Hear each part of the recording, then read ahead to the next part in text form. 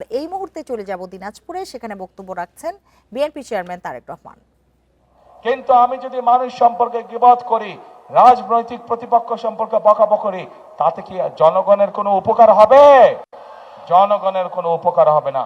জনগণের উপকার তখনই হবে যখন একটি রাজনৈতিক দল হিসাবে আমরা জনগণের জন্য এবং দেশের জন্য সঠিক পরিকল্পনা গ্রহণ করতে পারবো। জনগণের জন্য তখনই ভালো হবে, দেশের জন্য যখনই ভালো হবে যখন আমরা জনগণের সমর্থন নিয়ে, জনগণের সহযোগিতা নিয়ে, জনগণের ভোট নিয়ে আমরা দেশ গঠনের কাজে হাত দিব। রেইনবো অলরাউন্ডার এক্সটেরিয়র পে বাড়ির বাহিরের দেয়ালের সুরক্ষা নিয়ে থাকুন নিশ্চিন্ত, সাথে পাচ্ছেন 10 বছরের ওয়ারেন্টি। তখনই জনগণের ভাগ্যের পরিবর্তন হবে। কাজে প্রিয় ভাই বোনেরা, আমাদের ভাগ্যের পরিবর্তন আমাদেরই হাতে।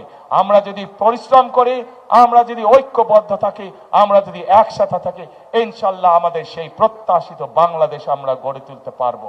1971 সালে দেশে যখন যুদ্ধ শুরু হয়েছিল, তখন কিন্তু আমরা দেখিনি কে মুসলমান, কে হিন্দু, কে বৌদ্ধ, কে খ্রিস্টান, কে আদিবাসী। আমরা সকলে একসাথে কাঁধে কাঁধ মিলিয়ে এই দেশকে স্বাধীন করার জন্য যুদ্ধ করেছিলাম। ঠিক একইভাবে জুলাইয়ের গণ অভ্যুত্থানে আমরা দেখিনি কে আদিবাসী, কে হিন্দু, কে মুসলমান, কে বৌদ্ধ, কে খ্রিস্টান। আমরা সকলে কাঁধে কাঁধ মিলিয়ে রাজপথে নেমে এসেছিলাম এবং স্বৈরাচারকে এই দেশ থেকে বিতাড়িত করেছিলাম। প্রিয় ভাই বোনেরা, আজ বাংলাদেশ জাতীয়তাবাদী দল বিএনপির পক্ষ থেকে পরিষ্কারভাবে আমি একটি কথা বলতে চাই। আমরা সকল ধর্মের মানুষকে সাথে নিয়ে শান্তিতে বসবাস করতে চাই এই বাংলাদেশে। আমরা সকল ধর্মের মতের মানুষকে সাথে নিয়ে আমাদের আগামী দিনের প্রত্যাশিত বাংলাদেশকে ধীরে ধীরে গড়ে তুলতে চাই। কাজেই সেই প্রত্যাশিত বাংলাদেশকে যদি গড়ে তুলতে হয়, আমাদেরকে ঐক্যবদ্ধ থাকতে হবে।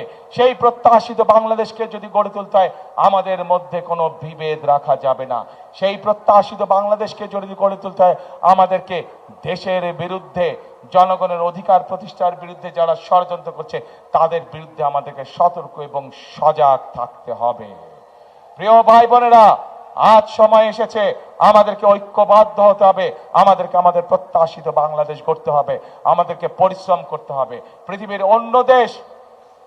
অন্য যে সকল উন্নত দেশ আছে, তারা যদি পরিশ্রম করে তাদের দেশকে গড়ে তুলতে পারে, তাহলে আমরা কেন বাংলাদেশের মানুষ আমাদের দেশকে গড়ে তুলতে পারবো না? সেই জন্যই আমি একটি কথা বলি, কথাটি আপনারা ভাই বোনেরা সকলেই শুনেছেন। আমি আপনাদের সকলকে অনুরোধ করব, আসুন এটাই হোক আমাদের প্রতিজ্ঞা, এটাই হোক আমাদের শপথ। কি সেটা? করব কাজ। কে ভাই করব কাজ? গর্ব দেশ। সবার আগে হইল না। নানি বাড়ির মানুষজনের গলার জোর কমে গেছে।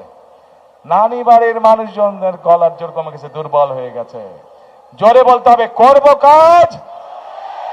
সবার আগে, আরো জোরে, সবার আগে বাংলাদেশ।